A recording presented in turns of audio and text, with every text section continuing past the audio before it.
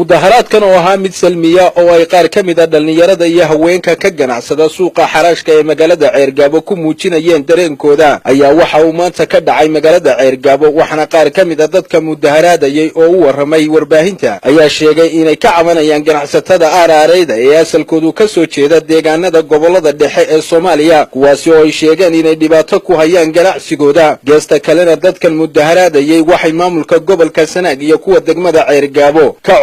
inay u sameeyaan meelo ay ku ganacsadaan oo ka duwan goobaha haatan ay ku ganacsadaan ee bacadka iyo kulaylka leh iyagoo arrimahaasi ka hadlayana waxa hadaladoodii ka mid ahaa aanu ka dacwoonaynaa oo dacwo ka nahay aaraare oo haysata dhulkii macnaha xukuumadda magaalada dhaqaalaha ka soo baxayay oo aanu ka dacwoonaynaa mid labaad waxaanu dacwo ka nahay 5 sano anaga fadhina bacadka waxaana ma qabto nimanka ku soo duulay gobolka ee lagu soo duulay oo wadanka qabsaday nimanka xadoona inala ka saaro oo nala dharada inala ka saaro ayaanu codsanayna cid allaale cidii qusayso inala ka saaro nimanka anta halka dadka oganaya waa dadkii shacabka dhalinyarada waa dhalinyarada markii taariibayaasha aanu ka soo baacinay oo aanu u sameeynay inaanu ganacsi iyo shaqo u sameeyno inta ka bacdi markaanu shaqo abuur sameeynay oo aanu population badan aanu dadkii u sameeynay xaalado badan ayaa nagu dhacay lambar 2 ma haysano wax hala ma haysano meel fiican oo aanu ku ganacsan karo ma haysano meel aanu populationku iyo dhalinyaradu ay ka sinaadaan qudradii iyo dharkii iyo alaabtii inta wasdhex yaalin dhulkii banaana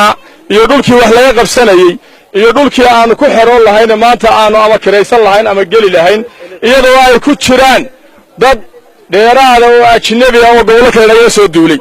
iyadoo taasoo maanta lagu raacsan yahay sida aad iyo aad baan taa uga qaylinayna dadkaas oo ah dadka aaraareeda waxaan rabnaa gobolka aan u dhalan in la ka saaro si degdeg ah loo ka saaro waa tabacadka taala waxaan aniga oo ka hadlayo afka dhalinyarada gobolka Sanaag ee ganacsatada ah waxaan leeyahay oo aanu ka caawinaa ma aanu haysano meel aan wax ku iibino gidaar heer oo guriyo lagu jiro gidaarka ayaan wax ku iibsanaa oo inta mar walba ka kicin ka kaca waxaan ka codsanaa dawladda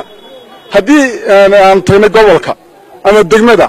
aanu tagnay oo waraaqa geynay wax naloo qabto ma jirto waxaanu halka u nimi oo maanta ka mudaharaadayna oo bacadka ugu soo baxnay oo hoganayna oo hore u hoganayna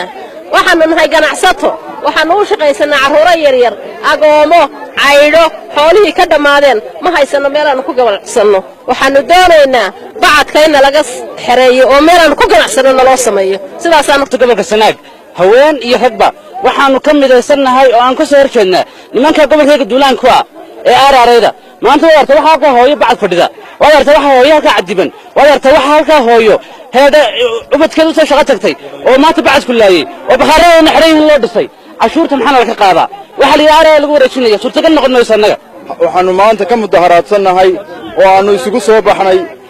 inaanu muujino shuruucdayada anagoo fadhiinay muddo 5 sano ah bacadka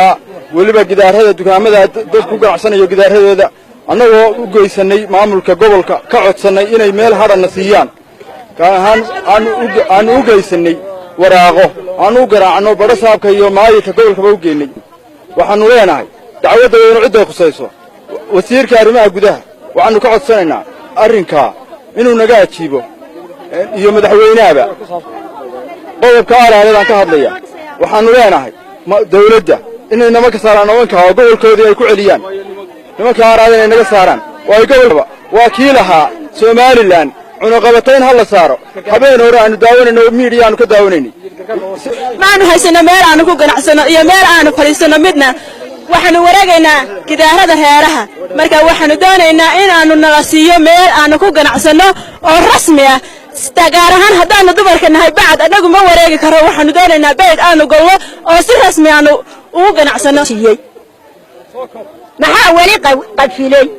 annagu waa rabnaa nalana wadaagna ka geli mayno aqalladayadii waa rabnaa waa naloo dhisay Cabdiraxmaan Axmed Star TV magaalada Ceergaabo.